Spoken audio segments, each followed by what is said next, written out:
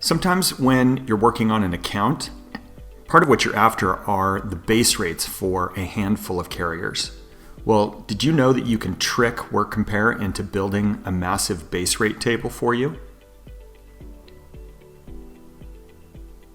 Finding the base rates on the system is easy enough. You just simply click into the details page of the carrier that you're interested in looking at.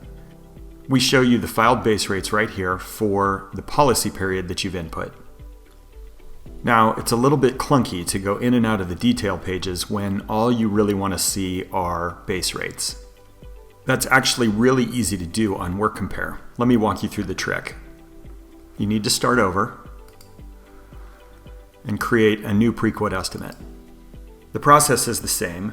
So the first step is to enter the effective date that you're working on. In this case, I'm interested in June 1st.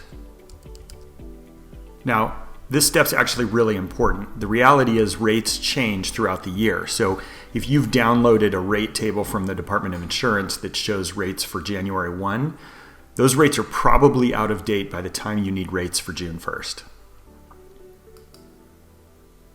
The second step is to identify the class code that you're after. I want to look at rates for landscapers. Now, you can do multiple base rate tables, but you got to do them one at a time. And here's the trick. For payroll, instead of inputting the full payroll for the account, simply input $100.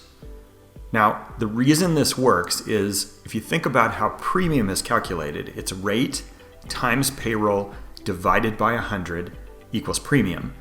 So when you input 100 for the payroll, it cancels itself out. It's rate times 100 divided by 100. It leaves you with just the rate. If you know the X mod, you can input it here, and that's a great way to see the impact that the X mod is going to have on the rate. If you don't have it, just put in 1.0. It's going to work exactly the same. And there you go. What we've done is we've stripped out all the data except for the advisory rate information for all the different carriers. So what you can do is sort by this first column. It puts the data in dollars and cents order from low to high. Print this out, add it to your file, and you've got a quick way to reference rates and how they compare to the incumbent. So is this a useful trick? We'd love some feedback. We'd also like to know what else we can do for you. Thanks for watching.